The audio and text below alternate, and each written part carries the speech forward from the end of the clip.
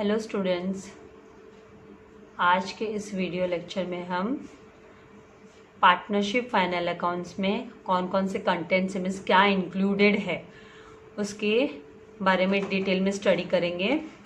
यहाँ पे कंटेंट्स में हमको टेक्स्ट बुक के पेज नंबर पे दिया है कंटेंट्स में 2.1 introduction and necessity of preparation of final accounts. मतलब फाइनल अकाउंट्स का इंट्रोडक्शन जो ऑलरेडी हमने स्टडी किया, इंट्रोडक्शन देखा हम पार्टनरशिप फर्म का। अभी अकाउंट्स का इंट्रोडक्शन एंड उसके नेसेसिटी, उसकी ज़रूरत क्या है, रिक्वायरमेंट क्यों है, क्यों प्रिपेयर करना है फाइनल अकाउंट्स, वो स्टडी करेंगे। एंड 2.2 पार्ट हम स्टडी करेंगे related to preparation of trading account, profit and loss account and balance sheet with the following adjustments.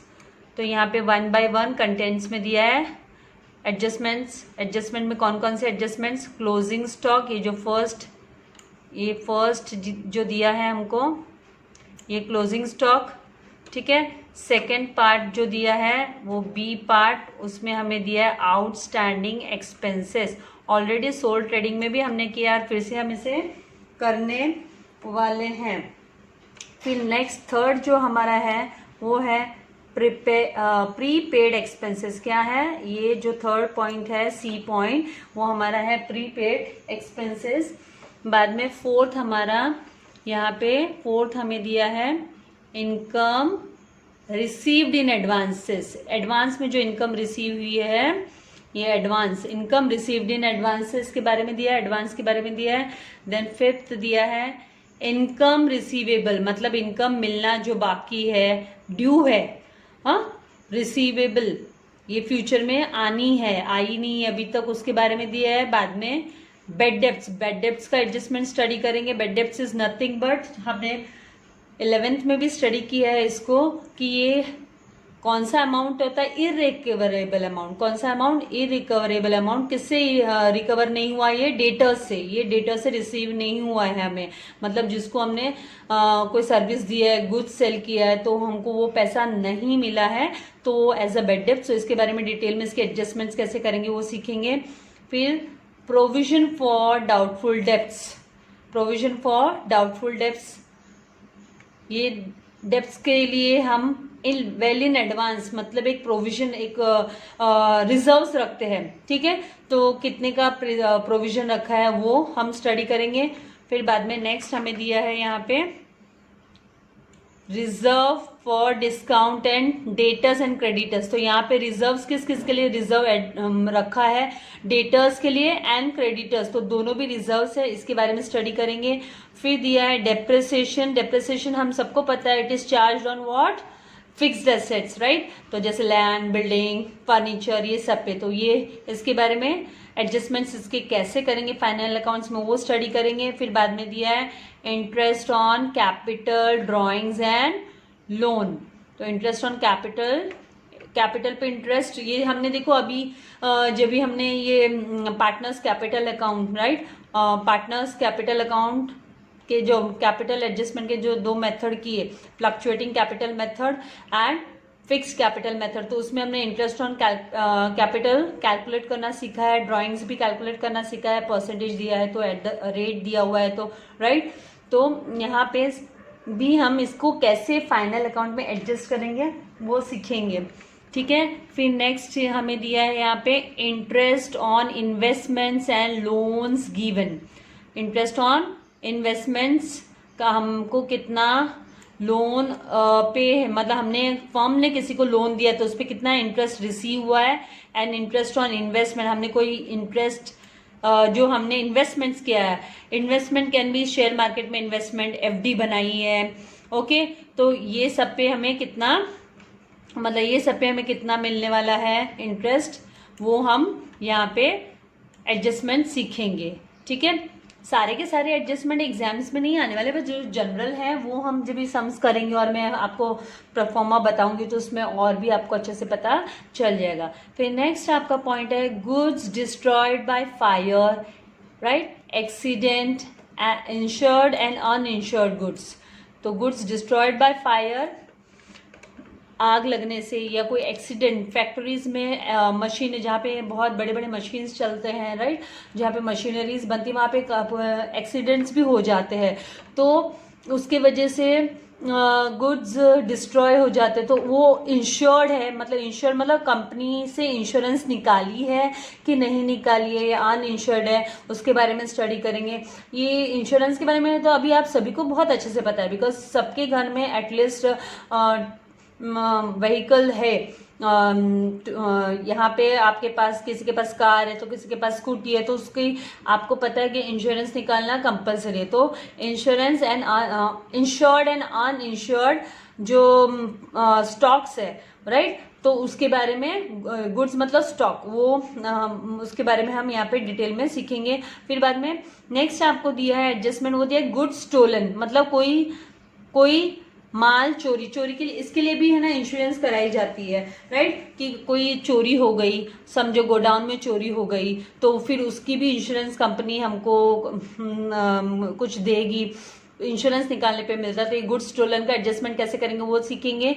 फिर बाद में हम goods distributed as free samples, यहाँ पे free samples, usually free samples किस चीज के लिए होता है, फ्री सैंपल क्यों दिया जाता है, आप लोग डीमार्ट वगैरह जाते हो, राइट, वहां पे कभी कभी आपने देखा है बाहर वो कोई नया प्रोडक्ट लॉन्च हो रहा है अगर मार्केट में, राइट, तो कोई जूस आपको पिला रहा है फ्री ऑफ कॉस्ट, राइट, तो और कभी कभी कोई प्रोडक्ट्स के साथ में आपको दूसरा प्रोडक्ट मिलता है, तो उसको फ्री सैंपल बोला जाता है। फ्री में आपको सैंपल मिला, नया प्रोडक्ट इंट्रोड्यूस हो रहा है मार्केट में, तो गुड्स आपको सामान के साथ आप जब खरीदी कर रहे हो तो मिला, तो उसको गुड डिस्ट्रीब्यूटेड। नेक्स्ट पॉइंट हमारा है गुड्स विड्रॉन बाय पार्टनर। सी आपका फेवरेट आ गया है ना, कैसे पता है ना, ये ड्राइंग्स है, क्या है ये, ड्राइंग्स है, मतलब पार्टनर्स ने गुड्स विड्रॉ किया है, तो मतलब वो पर्सनल यूज के लिए है, तो ये क्या हुआ, ये ड्राइंग्स है, तो गुड्स विड्रॉन बाय पार्टनर्स के बारे में हम करेंगे। फिर उसके बाद में हमें दिया है अनरिकॉर्डेड परचेसेस एंड सेल्स। कभी कभी क्या होता है कि जब भी हम रिकॉर्ड्स करते हैं ट्रांजैक्शंस को, राइट, बुक कीपिंग में रिकॉर्ड्स करते हैं, तो वो टाइम पे क्या होता है कि कोई ट्रांजैक्शन है ना मिस्ड आउट हो जाता है, उसको है ना रिकॉर्डिंग नहीं हो पाती है उसकी, तो बाद में है ना बाद में eight the end of the year ये पता चलता है, ये रियलाइज होता है कि अरे ये वाला तो हमने रिकॉर्ड किया ही नहीं था, सेलिंग हुई थी या परचेसेस हुए थे तो हमने रिकॉर्ड करना भूल गए हैं, तो इसकी एडजस्टमेंट्स आपको एडिशनल इन्फॉर्मेशन में ये दी रहेगी। ये सारे एडजस्टमेंट्स है कि ये सब आपको कहाँ पे मिलेंगे, आपने सोल प्रोप्राइटरशिप में भी सीखा है कि है ना एडजस्टमेंट्स एडिशनल इन्फॉर्मेशन होती है, राइट, तो ये आपको पूरा जो आपका क्या बोलते हैं हम ट्रायल बैलेंस दी रहेगी, उसके नीचे एडजस्टमेंट्स एडिशनल इन्फॉर्मेशन, नहीं तो है ना ट्रायल बैलेंस के अंदर ही ब्रैकेट के अंदर दिया रहेगा अनरिकॉर्डेड या 10% डिस्काउंट, इस तरीके से। तो ये हम बाद में ये, इसके बाद हमारा क्या है, capital expenditure included in revenue expenses and vice versa. तो ये पॉइंट हमको क्या बताता है कि ये जो पॉइंट है, मैं थोड़ा ऊपर कर लेती हूँ, ये पॉइंट है कैपिटल एक्सपेंडिचर, मतलब आपको पता है कैपिटल एक्सपेंडिचर्स कौन से एक्सपेंडिचर्स होते हैं, जो लॉन्ग टर्म के लिए रहते हैं, राइट, लॉन्ग टर्म के लिए बिजनेस में कोई भी चीज की खरीदी हुई है, जैसे एसेट्स खरीदा है, अभी आपको पता है फर्नीचर क्या हर 4-6 महीने में थोड़ी ना चेंज होता है क्या, नहीं ना, और क्या बोलते हैं कोई मशीनरी खरीदी है, कोई प्लांट एंड मशीनरी लिया है, तो वो क्या 2-4 महीने के लिए नहीं होता, खराब हो गया तो बात अलग है, लेकिन है ना उसका लॉन्ग टर्म कॉन्सेप्ट रहता है कि लॉन्ग टर्म के लिए खरीदा है, लंबे समय तक के लिए, तो फिर ये है ना गलती से इंक्लूडेड इन रेवेन्यू एक्सपेंसेस यहाँ पे दिया है, यहाँ तक हम पहले एक्सप्लेन कर देती हूँ, मैं वाइस वर्सा को बाद में बताती हूँ।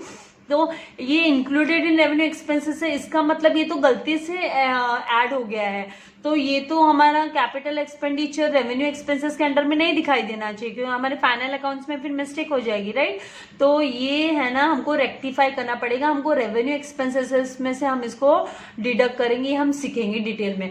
एंड वाइस वर्सा बोले तो रेवेन्यू एक्सपेंसेस, ये जो रेवेन्यू एक्सपेंस है वो इंक्लूडेड हो गई कैपिटल एक्सपेंडिचर में। मतलब गलती से जो रेवेन्यू एक्सपेंसेस कौन से होते हैं, जो डे टू डे ऑलमोस्ट मतलब फॉर शॉर्ट पीरियड के लिए रहते हैं, राइट। इसका एग्जांपल भी आपने पहले भी पढ़ा हो, तो जैसे रेंट पेड या वेजेस, सैलरी पेड, तो ये कोई लॉन्ग टर्म वाली बात नहीं होती है। लॉन्ग टर्म मतलब ये कोई बोलेगा नहीं ना बिजनेसमैन की अभी आपको तो दिया था मैंने 4 महीने पहले सैलरी, अभी अगले साल नहीं दूंगा, 1 साल बाद नहीं मिलने वाला, राइट।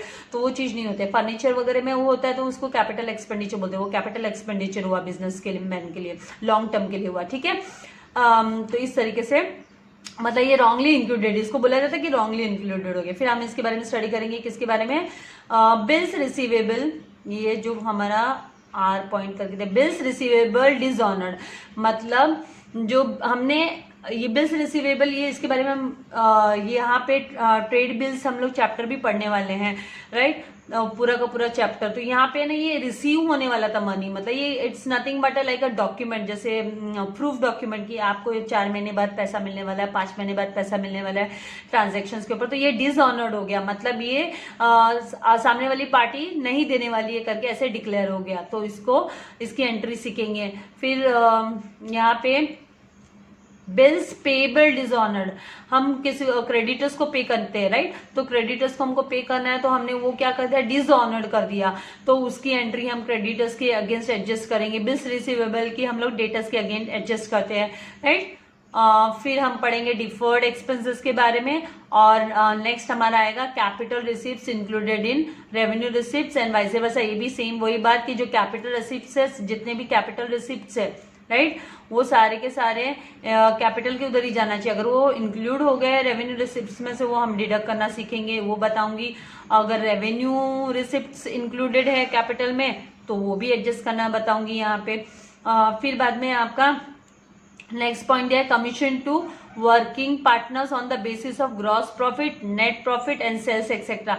अगर कोई वर्किंग पार्टनर, देखिए ये वाला हमने हमारे प्रीवियस वीडियोस में जो हमारे लेक्चर नंबर 5, 6, 7 है, 5, 6, 7, 8, उसमें हमने ये किए हैं कि कैसे एडजस्ट करते हैं। अगर कोई कमीशन पार्टनर को मिल रहा है तो मैंने आपको उस टाइम पे भी बताया था कि ये ऐसे भी हो सकता है, बोलेंगे नेट सेल्स पे कमीशन कैलकुलेट करो, नेट प्रॉफिट पे करो, नहीं तो ग्रॉस प्रॉफिट पे करो। यूजुअली है ना ग्रॉस प्रॉफिट एंड सेल्स पे होता है, नेट प्रॉफिट पे यूजुअली नहीं होता है, ठीक है, यूजुअली नहीं होता है। फिर भी अगर दिया है तो हमको उसके ऊपर से कैलकुलेट करना है। तो इस तरीके से ये सब हम यहाँ पे एडजस्टमेंट सीखने वाले हैं। ये सब होने के बाद क्या होगा, हमको इस चैप्टर मतलब इसमें हम लोग सीख जाएंगे कि फाइनल अकाउंट किसको बोलते हैं।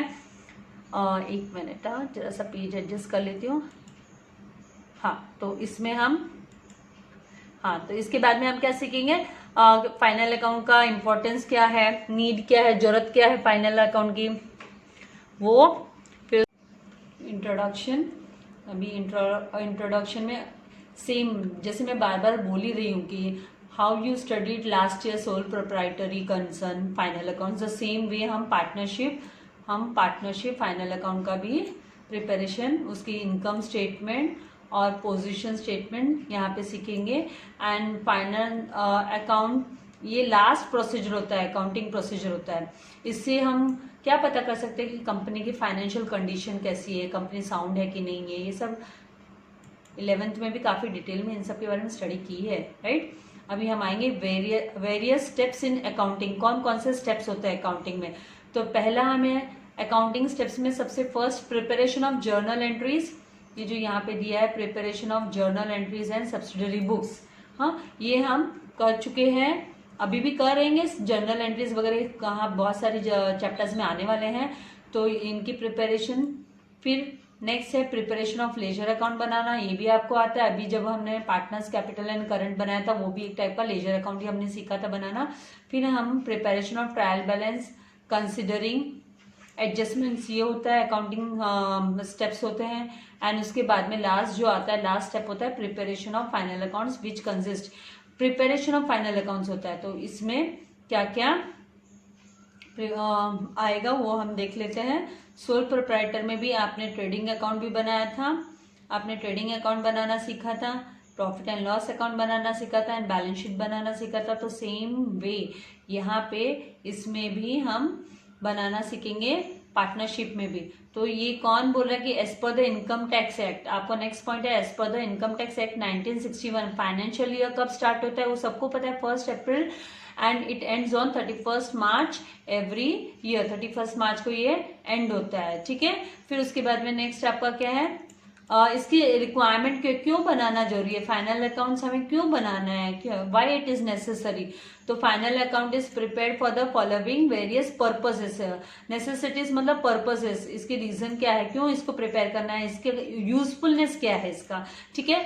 तो इसका फर्स्ट यूज है कि to find out the gross profit incurred during the year, gross profit और ग्रॉस लॉस, कितना ग्रॉस प्रॉफिट हुआ है, ग्रॉस लॉस हुआ है ड्यूरिंग द ईयर, उसको पता करने के लिए।